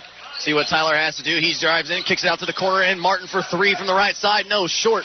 Long rebound into the hands of Mangus. Mangus now trying to drive in, but he's guarded very closely by Montez Crumble. He's going to go right to the rack. Looked like a traveling call right there. Still can't finish, though, however. Offensive rebound, and putback is in by Panzu. 62-48. Lynx not getting the calls they were getting, at least in the last game, as Junior now with it. He's trying to drive in, trying to drive baseline, picks his dribble back up, finds Tyrone Wright for three, and he knocks it down. Lepp was standing right in front of me there, but he calls a full timeout as Tyrone Wright giving the Lynx a little bit of hope right here. 62-51. as they're trying to draw just a little bit closer. Again, so far it has been only 11-point deficit is the largest lead for the Wildcats in this contest. The Lynx doing a great job hanging tough in there, but like I said, no Latwan Porter, and Tyler had to sit probably for the first 7, 8 minutes of this the second half. Coach Lepp still giving these officials kind of an earful, a respective earful, because he knows that you got to be respectful to do it. That's kind of the way to get some calls, but definitely not getting some of the favored calls here in this contest like they were the other night. You'd like to see it, though. Only 4 total fouls have been called in this entire second half, so they're kind of at least letting them play a little bit, but it's hard to do that when they have a 7-footer out there that can pretty much just go right at people and body them, even though he doesn't have to leave the floor. Major disadvantage for the Lynx, though, in that case, however. 2 team fouls apiece. And that's coming out of this timeout right here. 12:15 remains as the Lynx trail by 11, 62-51. Coming out of the timeout, it will be the Wildcats with the basketball. As Peyton trying to give it to Mangus, but Tyler right on his hip. He finally does. Coffey now with it at the top of the key. Swinging it back to Adukase, back to the top of the key for Peyton. Peyton thought about a 3, instead goes to Adukase, who drives baseline. Looked like he stepped out of bounds, and they're going to have an offensive foul. And the official that was on the baseline did not call the foul. Kind of interesting there as Adukase drove the baseline, and the official standing right there did not blow the whistle. So a big break there for the Lynx, as we were just talking about it right there. They need a basket right here under 12 to play. Get it back to single digits as much as they can. It's into the hands of Latham Jr. Jr. to the corner now, and Tyrone Wright, who's had a big game. Down low to Tyler. Tyler trying to back down Mangus as he drives in. He's the only one there, and they're going to have a foul on the floor, a holding foul going against Mangus. So you know these two wanting to have a say here in this contest, and so far Tyler has not had to sit out a little bit, but he's going to come back strong here in the last couple minutes. As you know, he wants this win just as bad as everybody else. As he inbounds it to Latham Jr. That's Mangus' third, as Latham Jr. takes a step back jumper, and he knocks it down. Foot was on the line, they said, so it counts as a 2, but it still gets us back to single digits. 62-53, 11-15 remains here in the second half. Still plenty of time for this Lynx team. Mangus now swinging around the left side of the perimeter to Peyton. Peyton down low to Thompson, the third, and he'll lay it up, or Panzu, and he'll lay it up and in. 64-53 lead as it's back to 11.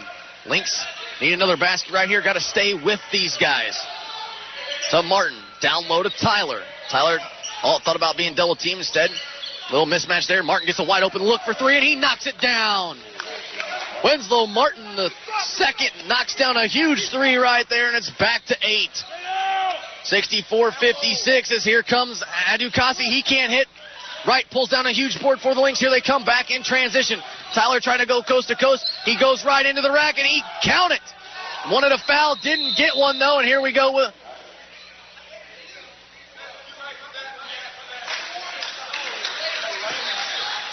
They're called delay a game warning here on Trayvon Tyler.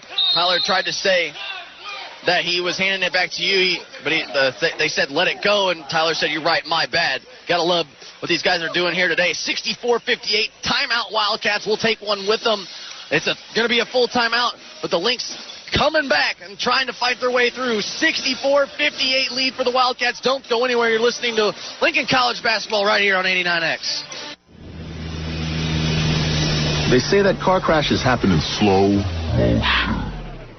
The reality is that crashes happen fast.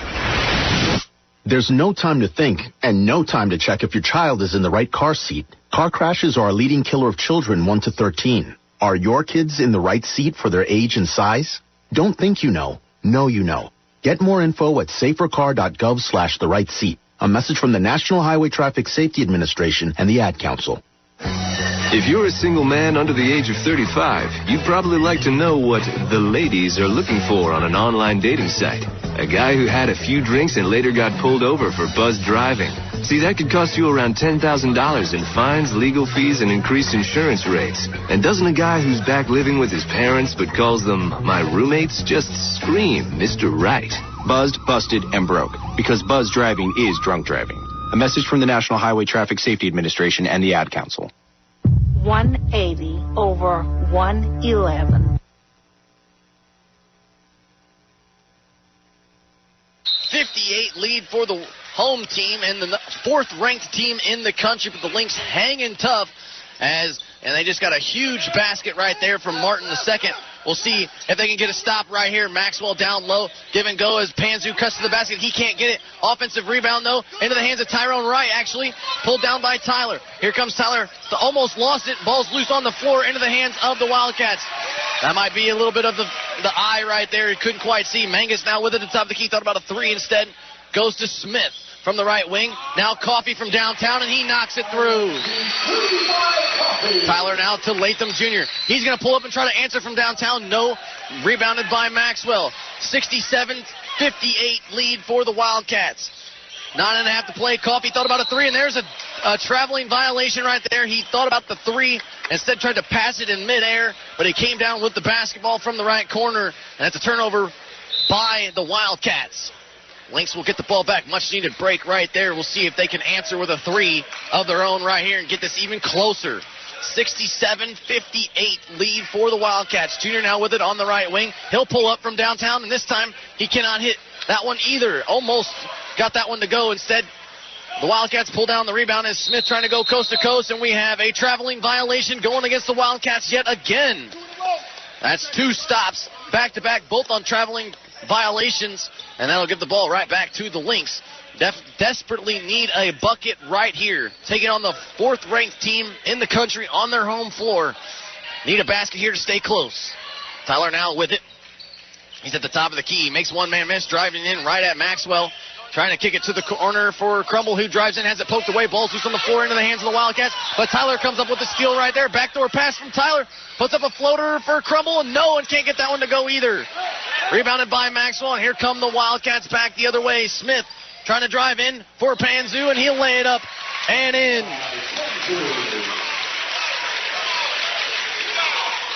Good. 69-58 as Greg Tonnegill, the head coach for this Wildcat team, very fired up. And the one thing I must say about that, if he's fired up, you know that the Lynx are playing well, and he really respects this Lynx team as Wright takes a three from the corner, no good. And the Wildcats pull down the board. Not a good stretch of minutes here for the Lynx. They need to stop desperately as it's still an 11-point lead. They give it down low to Mangus. Count the basket and the foul as they kind of lobbed one up to him. He just kind of threw it up. He was fouled in the act of shooting. Count it as he will go to the line for an and one opportunity. Spencer Piercefield now checks back in as he comes in for Panzu. 71-58 as the foul goes on Montez Crumble, his first, team's third here in the half.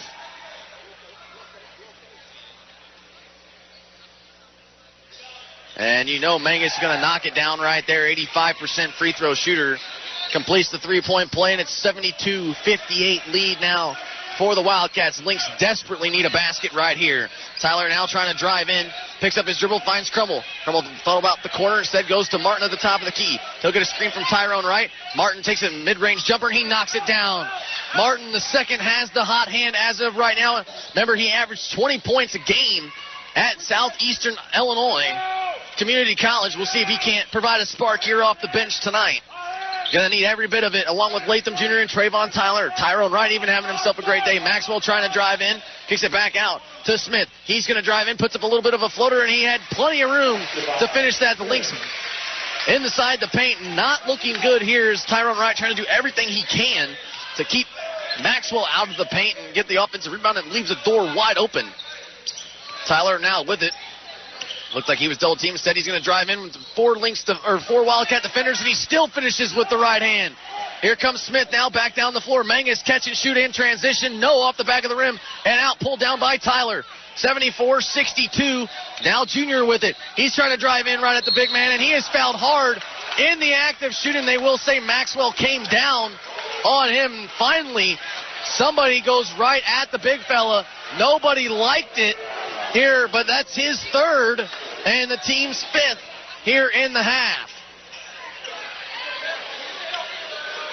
And that sends Darnell Latham Jr. at the line, a very capable free throw shooter. Also our leading scorer now by just a hair as he knocks down the first one right there. Junior 7 of 8 in the ball game yesterday from the free throw line in the big win against IU East. And so far 82% from the free throw line in the overall stats. Gonna need them all right here, and he knocks down a pair. Darnell Latham Jr. does his job, and it's back to a 10-point deficit for the Lynx. Lynx need a big stop right here. Crumble out on the floor. He's got that look in his eye as well. Coffee over to Mangus, back to the top of the key, and Coffee now over to Piercefield, to the top of the key in Smith, to Mangus. 10 seconds on the shot clock now. Mangus trying to drive in, right side lane, kicks it back out for the corner for Coffee for three, and he buries it. That's not what you needed right there. 77-64, 6.5 minutes to play in this contest. Lynx hanging tough, but they're going to need a few stops down the stretch. Crumble now with it at the top of the key, over to Martin, who's got the hot hand. To Tyler in the right side corner. And they will call a foul. Will they say it was in the act of shooting, though, however? They're going to talk this one over. Either way, it's going to be the 6th team foul. And they will say it was on the floor before the shot, but it goes on Smith for Indiana Wesleyan.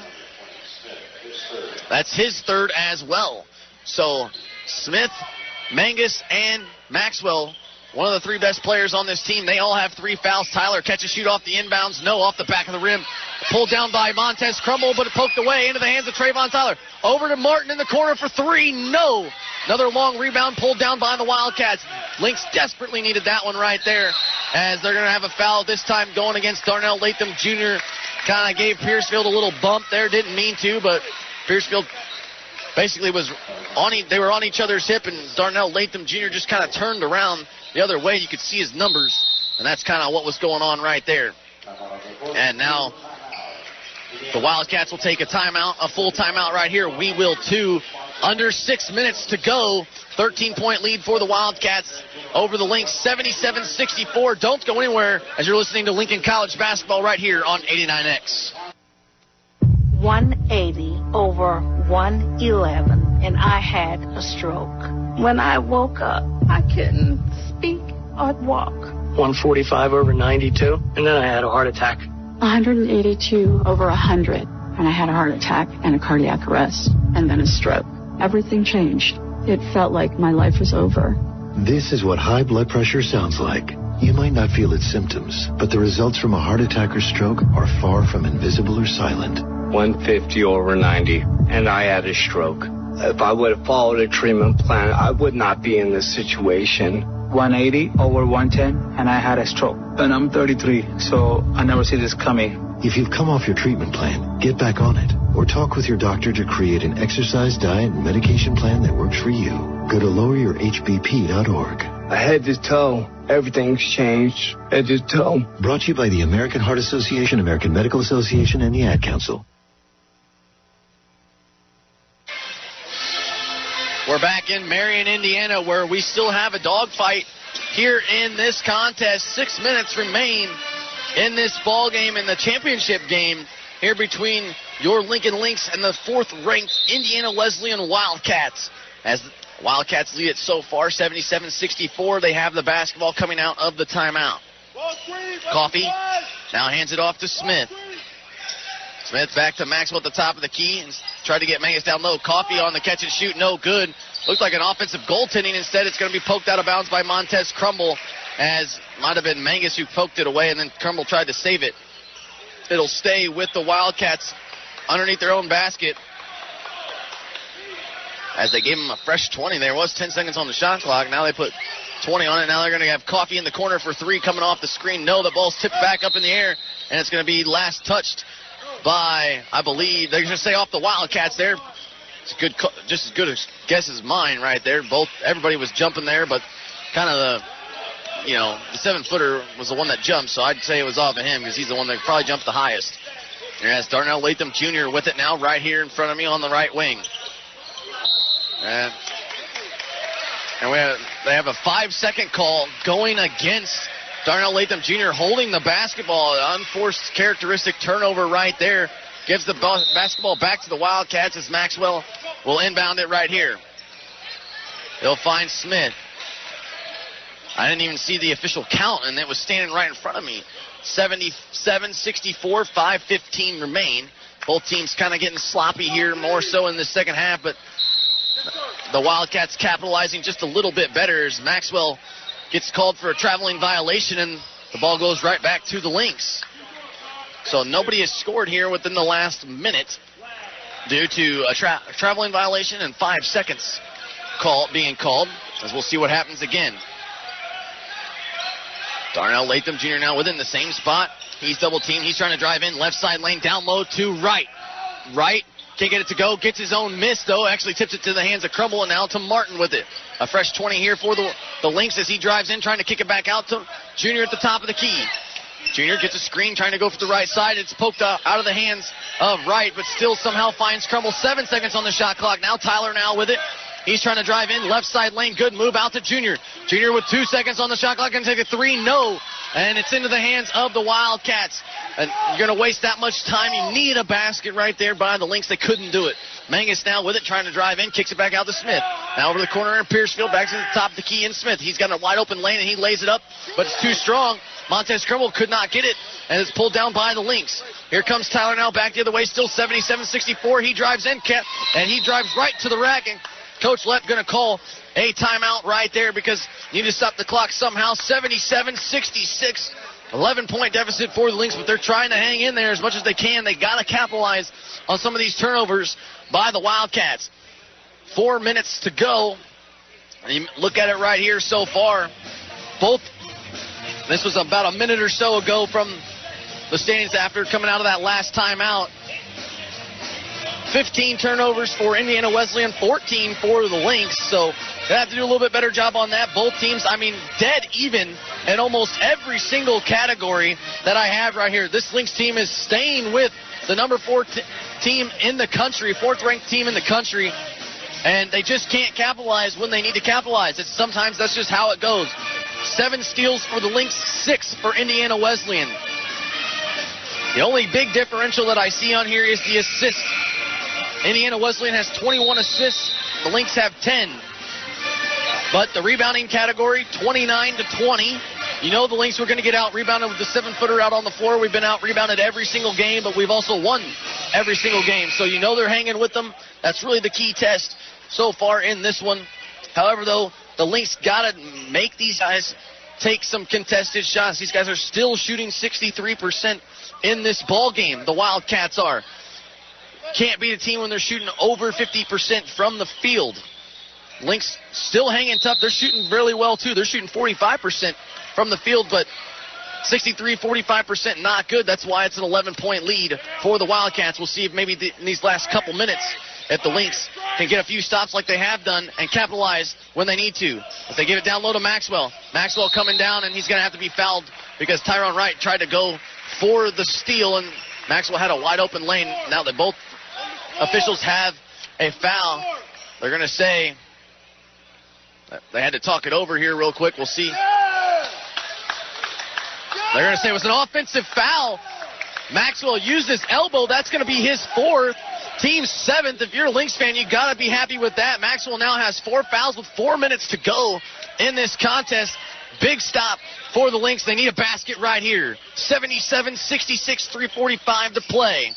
Tyler with it at the top of the key. Thought about a 3. Instead drives in left side lane. Tries to put one up off the glass. Maxwell denies it, though. Gets his own miss, though, however. Mal Maris with it in the right side corner.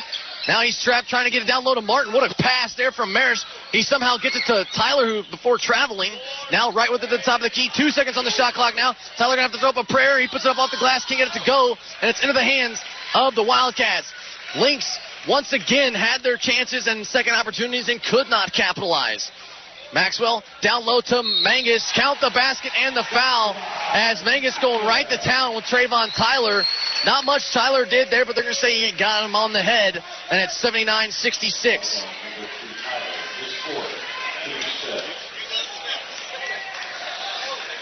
Mangus, preseason pick for player of the year, hasn't missed a free throw yet, and he knocks down the and one opportunity right there. 80-66 with 3 minutes to play.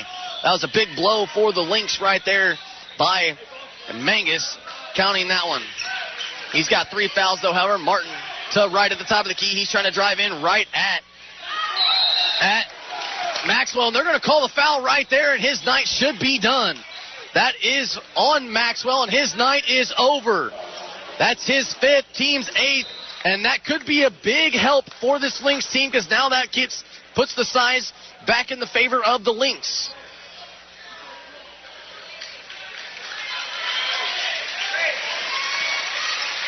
However, though, that's going to send Tyrone Wright to the line for 2 shots. Stop the clock here as well. That could have been the spark this Lynx team needed right here in this one. It thought it was supposed to be 20 seconds. Instead, they're going to let these guys kind of talk it over here just a little bit as it looked like Jonathan Panzu comes in for the fouled out Seth Maxwell. The 7-footer no longer in this ball game. Lynx still down by 14, though. They have their work cut out for them. But, again, having a good size mismatch now in favor of the Lynx instead of the Wildcats does help us out. But Wright misses the first free throw.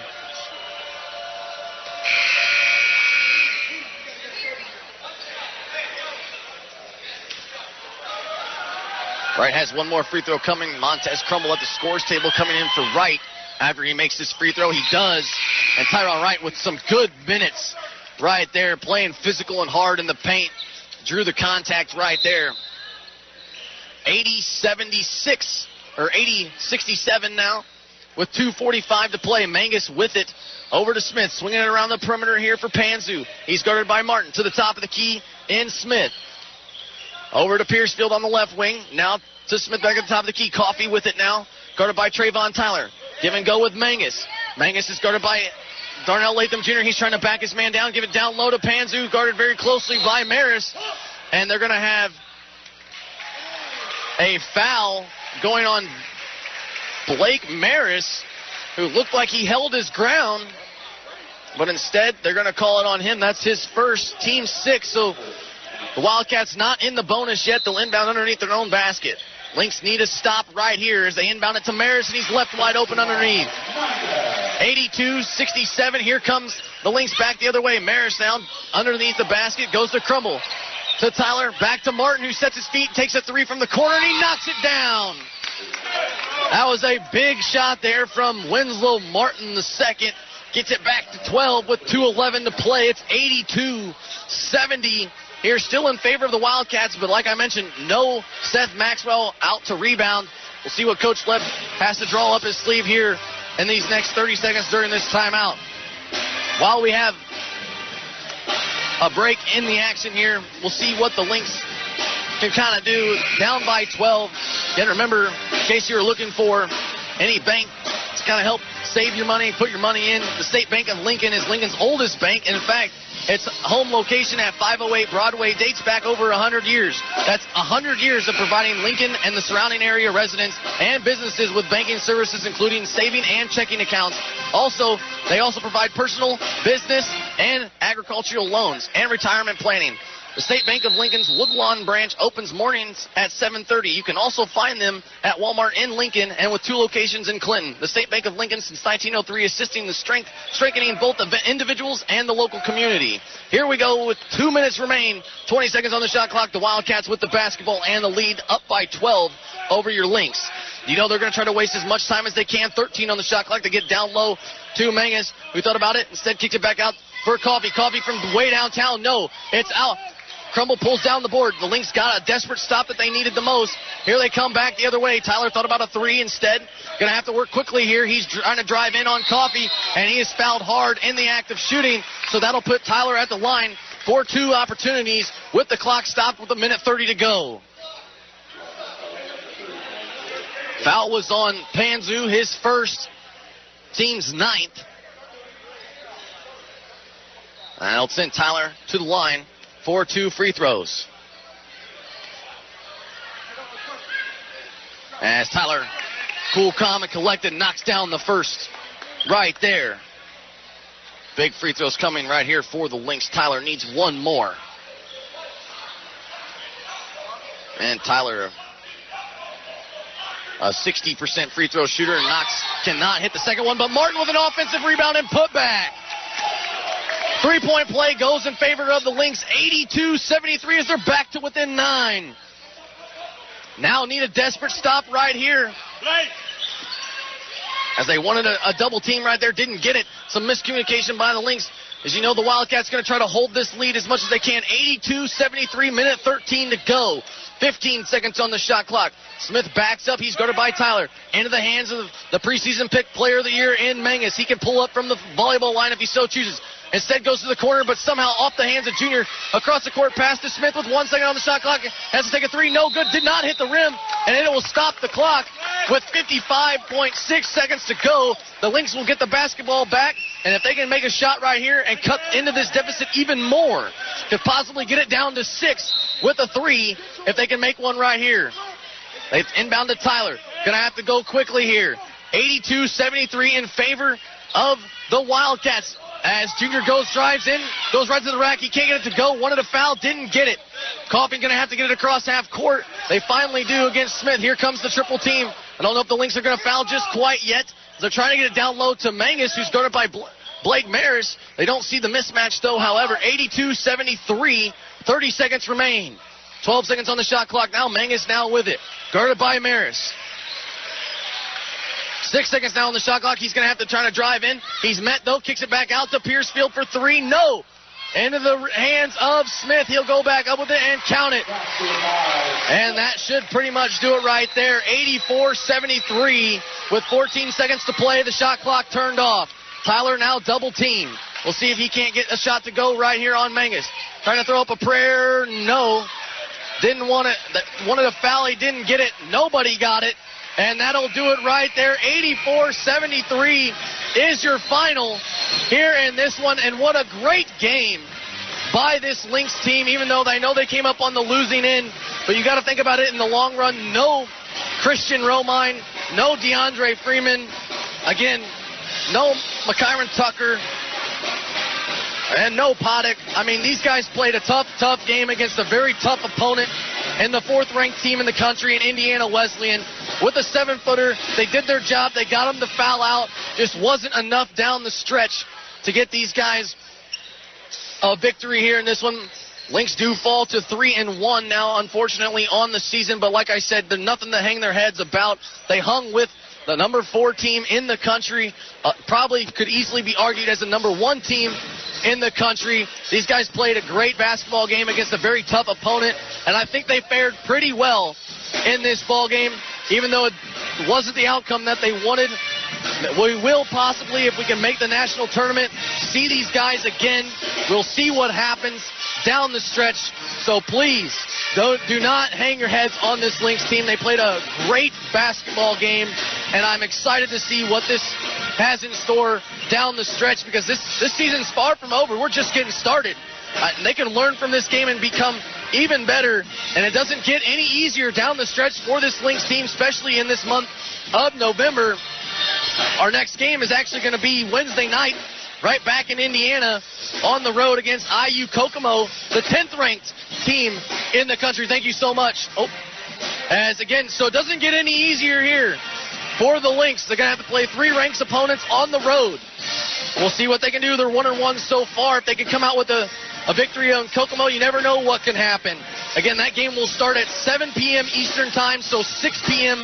Central Time back in Lincoln. So 6 p.m. in Lincoln Central Time. That's when the game will start. It'll be 7 p.m. our time in Kokomo, Indiana. So tune in for that. It doesn't get any easier after that either. We go to William Penn as well after we host Graceland. So we got a lot of big games coming up down the stretch here in the month of November with a team that has a lot of injuries and some size that we're waiting to get back. So don't count this team out just yet. These guys are on the rise, and this was only the first of many here. This was just a showing of what we are capable of doing with the team that we have right now. Wait till we get everybody back. I bet we can be even better. So it's a good start here in this Classic to beat one ranked opponent and take a top 5 team down to the wire. So that's where I'm going to leave it at, with some good positivity here for the Lynx. They did exactly what they needed to do. Unfortunately, they just couldn't pull it out. So we're going to sign off, and we'll head back to Lincoln. Hopefully, you guys will congratulate us when we get back. We'll be back soon. Again, thank you, Mackenzie Redelman, for board hopping back at the station. I'm Nik Jackson, and I'm signing off here from Marion, Indiana. We will see you guys in Kokomo, Indiana, Wednesday night. Lincoln College basketball on 89X has been made possible by Grouse Chevrolet Buick, ME Realty, and by the State Bank of Lincoln.